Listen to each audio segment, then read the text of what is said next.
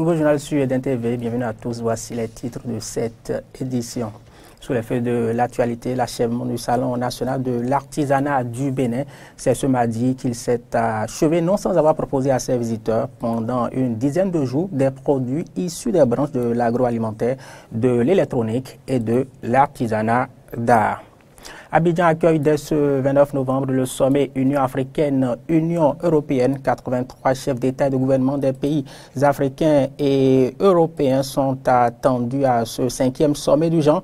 Les questions relatives à l'investissement dans la jeunesse et à l'immigration y seront étudiées. Et le pape François célèbre une messe en plein air à Rangoon aux chrétiens minoritaires de la Birmanie. Il a demandé de guérir les blessures de ce pays déchiré par des œuvres de charité.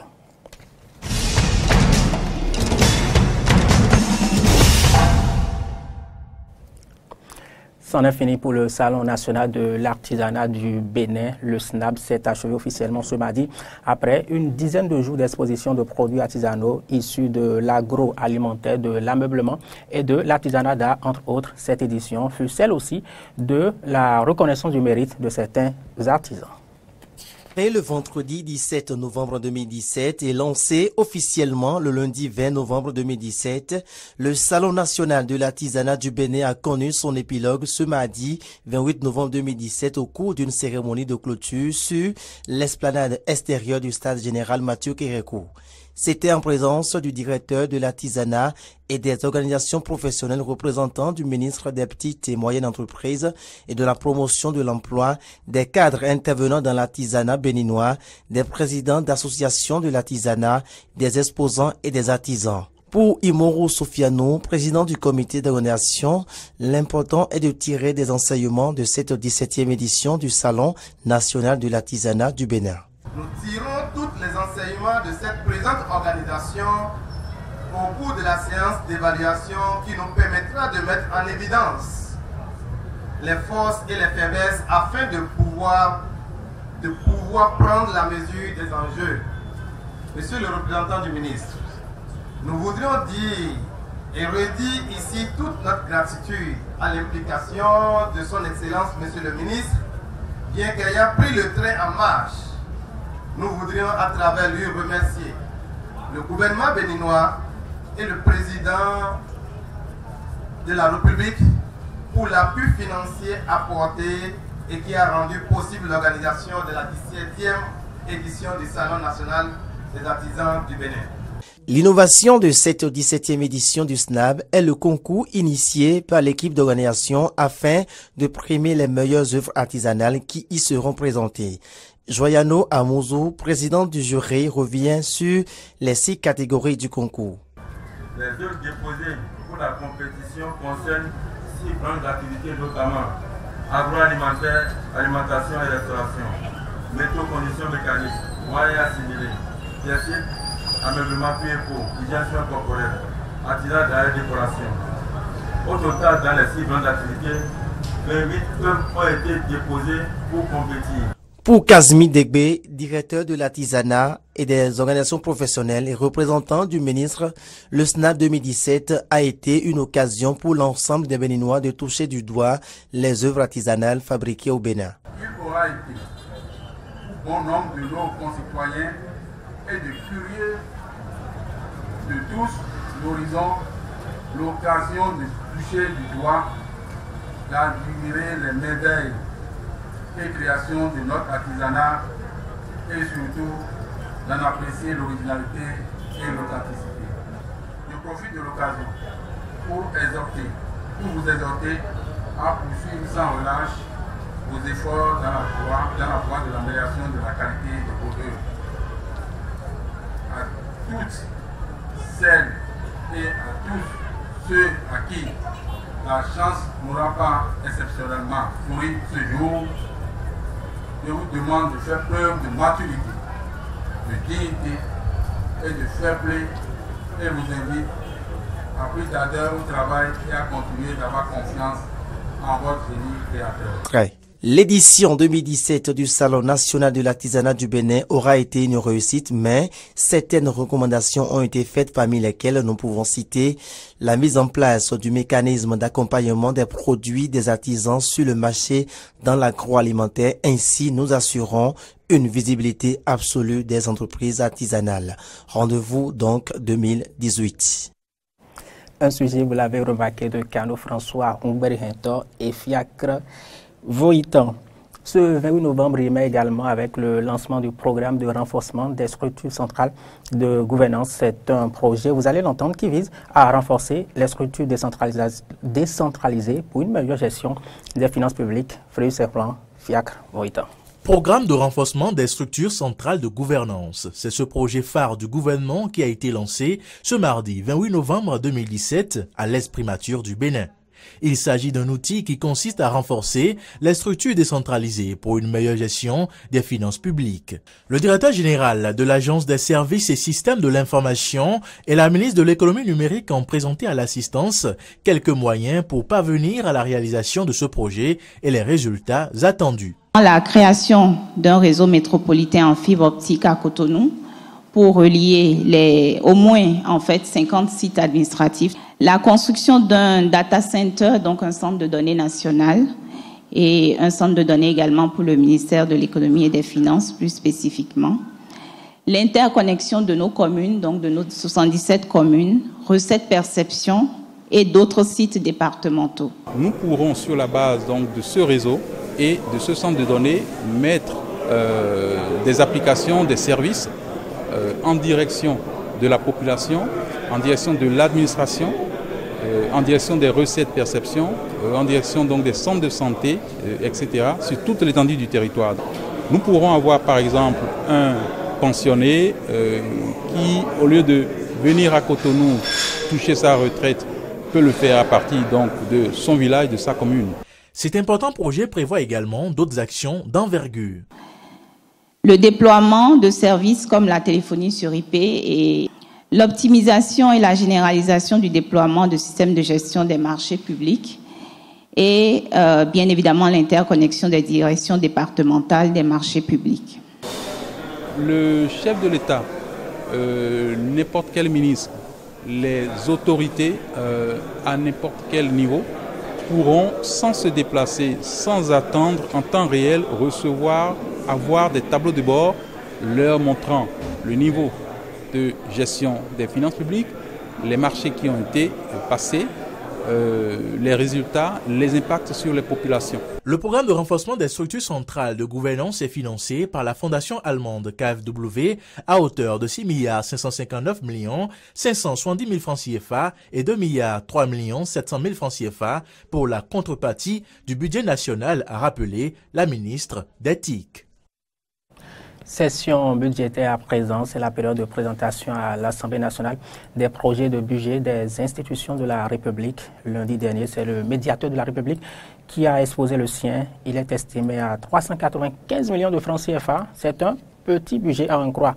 Joseph Nyolofon, écoutez-le, vous comprendrez pourquoi.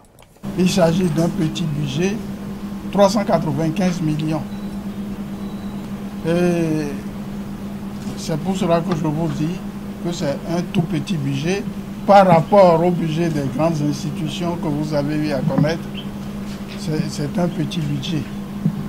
Et quelles sont les activités que nous pensons mener? C'est toujours les mêmes activités. Les audiences foraines. L'année dernière, nous en avons exécuté une dizaine. Nous avons les sessions. La session, il y a une session qui se tient en ce mois-ci. Notre session se tient toujours en fin d'année. Donc il y a ces activités-là. Et il y a surtout l'étude des plaintes, l'étude des réclamations des citoyens. Nous sommes déjà pour l'année de 2017 à 347 à fin octobre. Et il y en a qui sont encore en attente.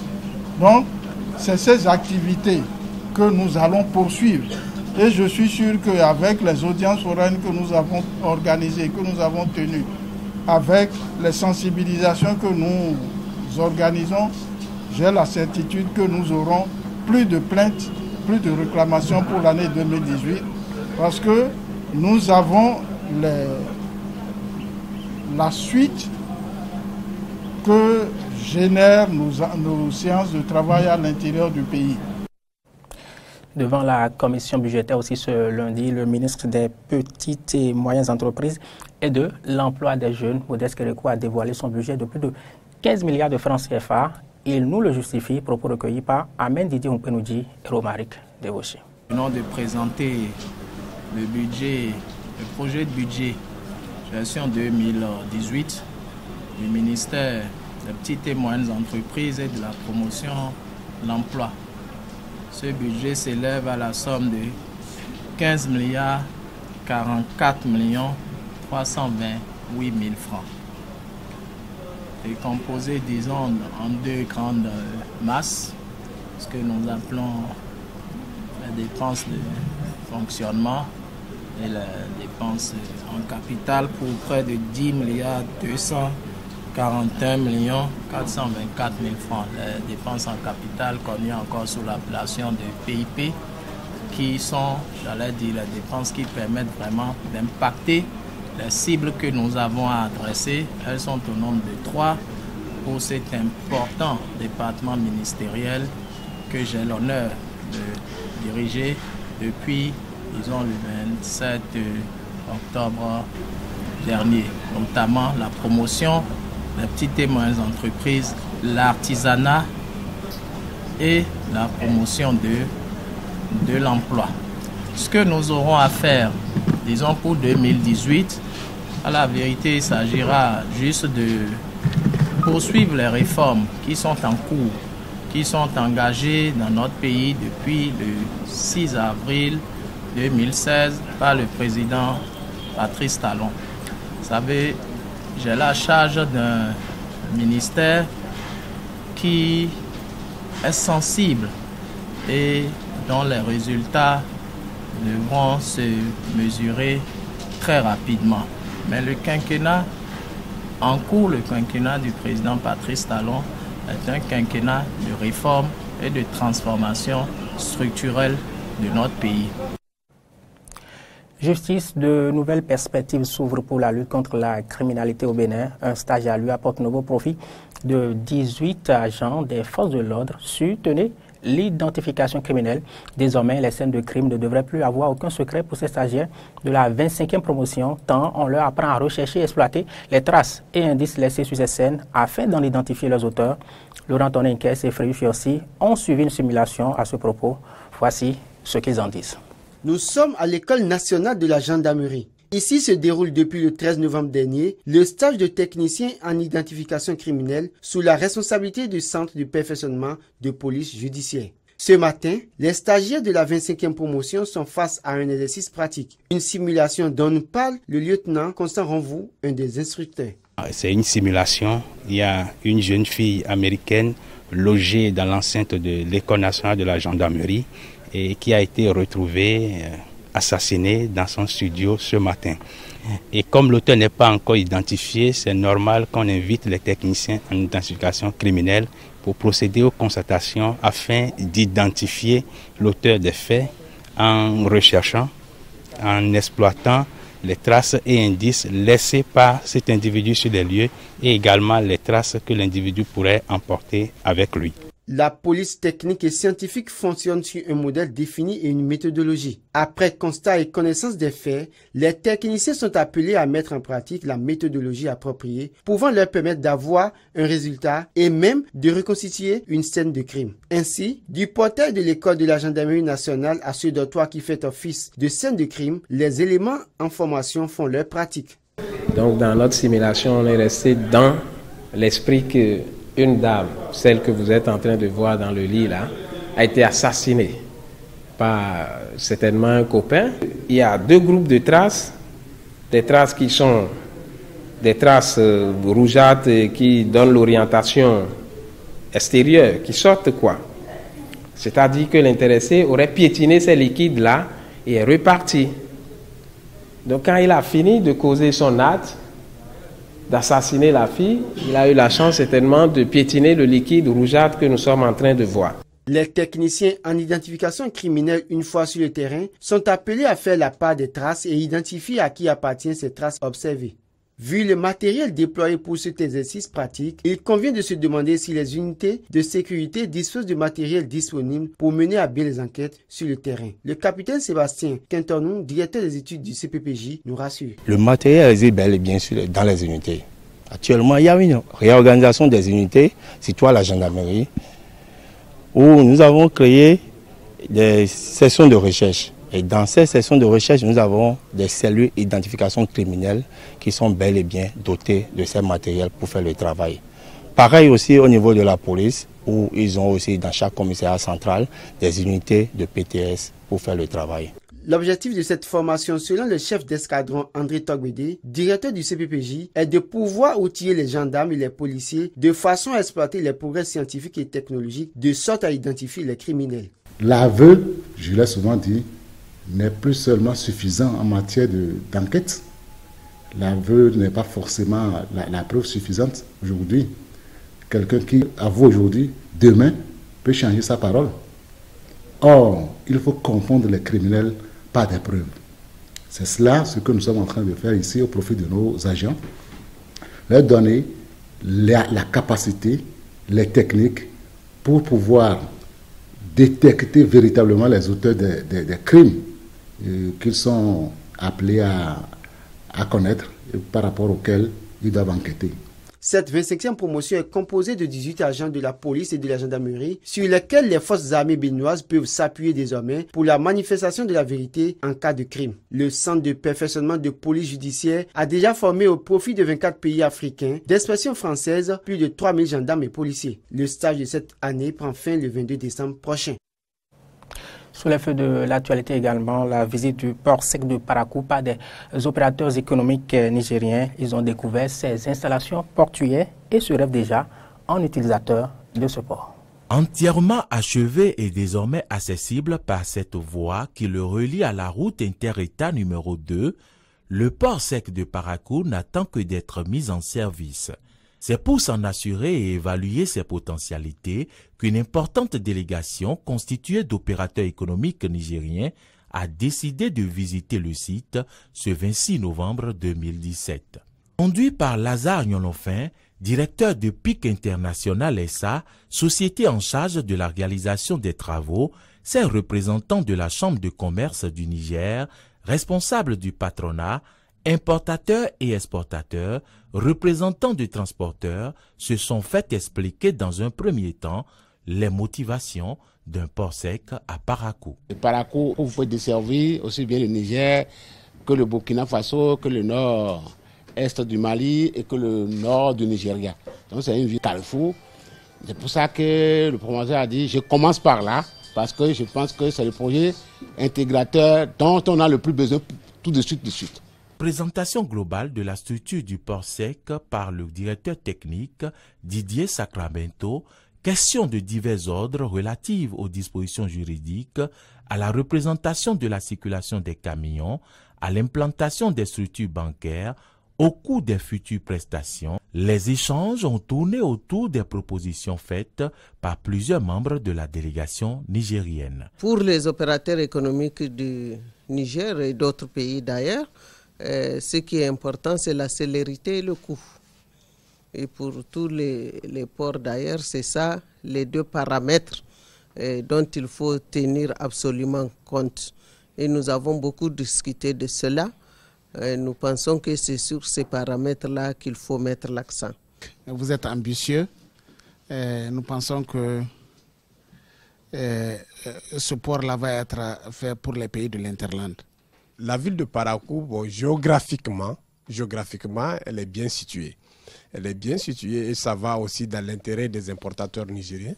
Car aujourd'hui, les importateurs nigériens qui utilisent les différents ports tels que Lomé, Tema et Abidjan et Takoradi, je pense qu'aujourd'hui Parakou est mieux. parce que en distance, je veux dire que Parakou est non loin de Niamey. La visite du port sec proprement dite démarrera ensuite par l'inspection de ces ponts bascules de dernière génération destinés à peser les camions à l'entrée et à la sortie du port. Les locaux destinés aux services administratifs, la douane, la police, la gendarmerie et les sapeurs-pompiers ont ensuite été montrés aux visiteurs. La meilleure impression faite aux visiteurs est venue de la découverte par eux de la qualité du raccordement ferroviaire qui devrait permettre bientôt la livraison sur place des marchandises par le train. Réalisé selon les normes internationales les plus exigeantes avec des rails de 54 kg au mètre linéaire, des traverses en béton précontraint, d'un écartement métrique extensible à la norme standard, cette voie ferrée est le prototype de ce que devrait réaliser sous peu le groupe Pétroline, la maison mère de PIC International SA, dans le cadre de la réhabilitation et de l'extension du corridor ferroviaire Bénin-Niger. Une cabine de transformation et de mise à disposition du courant électrique, une bâche à eau d'une capacité de 300 mètres cubes, des bornes des réseaux informatiques et autres, l'adduction d'eau potable ainsi que la menée du courant électrique depuis la CEB à plus de 4 km du site, entièrement réalisés sur fonds propres par le promoteur, sont autant de motifs d'admiration de la part des visiteurs. J'ai pu me rendre compte de l'intérêt qu'a suscité donc la réalisation de ce port sec au niveau donc de notre délégation. Donc c'est dire que nous sommes vraiment, nous qui sommes venus ici, entièrement satisfaits et nous sommes étonnés et surpris en tout cas par l'envergure donc des investissements qui ont été faits. Nous ne pouvons que saluer donc cette initiative-là, l'encourager et apporter notre soutien total, donc j'ai dit, au promoteur et à toute son équipe pour ce qui est en train d'être fait par donc des Africains qui ont compris également et qui connaissent, qui maîtrisent le domaine. Donc je pense qu'il y a suffisamment de spécialistes autour du promoteur Doussou pour réaliser ce projet-là et nous sommes sûrs que le résultat il sera positif. La délégation a également pris connaissance de l'évolution des travaux confortatifs comme ce gigantesque magasin à compartiments en cours d'achèvement, de même que les miradors de 15 mètres de haut destinés à permettre la surveillance humaine du site en complément du dispositif de vidéosurveillance. La délégation nigérienne repart de Parakou, émerveillée et impatiente de voir démarrer les activités du port sec dans le but d'économiser 1 millier de kilomètres sur leurs activités d'importation et d'exportation. La COP23, on en parle encore, la dernière conférence des Nations Unies sur les changements climatiques a pris fin, vous le savez, il y a quelques jours à Bonn en Allemagne. Le Bénin y a participé. On annonce la restitution de cette participation pour demain à Cotonou. En attendant, place au bilan global de cette COP. Pour certains, elle fut une rencontre de certaines avancées, notamment en termes d'élaboration de documents de mise en œuvre des accords déjà conclus. Pour d'autres, elle n'a pas permis de résorber le problème de piétinement relatif au financement des actions recommandées par la COP de Paris. Je vous propose de les écouter. Que nous avons pas mal avancé parce qu'il s'agit de l'élaboration des outils. On va continuer jusqu'à la COP24 pour la mise en œuvre de l'accord de Paris. Ce défi, ce problème que nous avons, on doit pouvoir l'utiliser comme une opportunité désormais en ce qui concerne l'agriculture, l'énergie, pouvoir mettre les deux ensemble pour que l'Afrique aussi puisse mettre sur la balance quelque chose. Par exemple, au Bénin, à travers le programme, le projet qu'on appelle local, c'est l'UNCDF qui a commencé le financement donc des communes pour leur adaptation.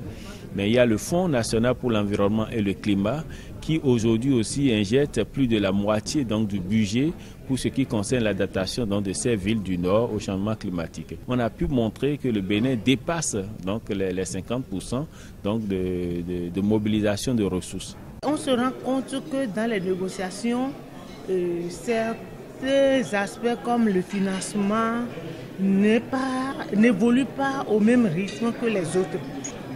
Il y a aussi la question de l'adaptation, qui est une question capitale pour les pays africains. Il y a aussi les questions de transparence quels sont les mécanismes à mettre en place pour pouvoir suivre la traçabilité, la transparence de ces financements? Ce sont des priorités pour l'Afrique. Quand on parle aussi des effets néfastes du changement climatique, l'Afrique est victime en quelque sorte, parce que nous subissons les effets néfastes du changement climatique. Quand on parle de désertification, c'est l'Afrique. Quand on parle de l'inondation, c'est l'Afrique. Quand on parle de l'avancée des dunes de sable, c'est l'Afrique. Quand on parle de l'érosion côtière, c'est l'Afrique. Donc tous ces obstacles, tous ces aspects sont importants. Et c'est une manière aussi de dire que l'Afrique demande une certaine équité. Parce que nous ne polluons pas et nous subissons les effets néfastes du changement climatique. Donc je crois que c'est la position que l'Afrique est en train de défendre lors de ces négociations-là. Il ne s'agit pas de renégocier l'accord de Paris. Il s'agit de voir comment opérationnaliser l'accord de Paris. Si l'on prend l'accord de Paris, par exemple, comme une loi, et qu'on doit faire une analogie, il s'agit de voir en fait comment aller vers les décrets d'application pour qu'on puisse opérationnaliser l'accord de Paris. L'impression générale, c'est que les promesses, les annonces n'ont pas été suivies. Et les Africains, les ministres africains sont vraiment frustrés. Jusqu'à l'heure où nous parlons, les pays africains continuent de réclamer une transparence sur les 100 milliards qui ont été promis jusqu'à 2020 par les pays développés. Et ils ont l'impression qu'il y a un genre de confusion entre ce que l'on peut appeler l'aide publique au développement et puis la finance climat. L'autre élément, c'est que si déjà la période d'ici à 2020 par rapport aux promesses sur les finances de la part des pays développés n'est pas encore claire, ils ne veulent même pas du tout discuter, ne serait-ce que le processus et la feuille de route pour l'après 2020. Actualité à l'étranger, les chefs d'État et de gouvernement des pays africains et européens débutent leur 5e sommet Union africaine-Union européenne ce jour. Le thème officiel est l'investissement dans la jeunesse. Nul doute qu'ils évoqueront les sujets d'immigration et de sécurité. Ajoutons quelques mots, c'est au Caire en 2000 que le premier sommet du genre UAUE a eu lieu. Depuis, les États de ces deux continents n'ont de cesse de le tenir tous les 3 ans. Et c'est une première pour la Birmanie. Un pape François a célébré une messe en plein air à Rangoon aux chrétiens minoritaires de la Birmanie. Il a demandé de guérir les blessures de ce pays déchiré par des œuvres de charité. C'est la fin de cette édition. Merci de l'avoir suivi. Nos informations sont aussi à suivre sur les réseaux sociaux et sur notre site internet benin-eden.tv.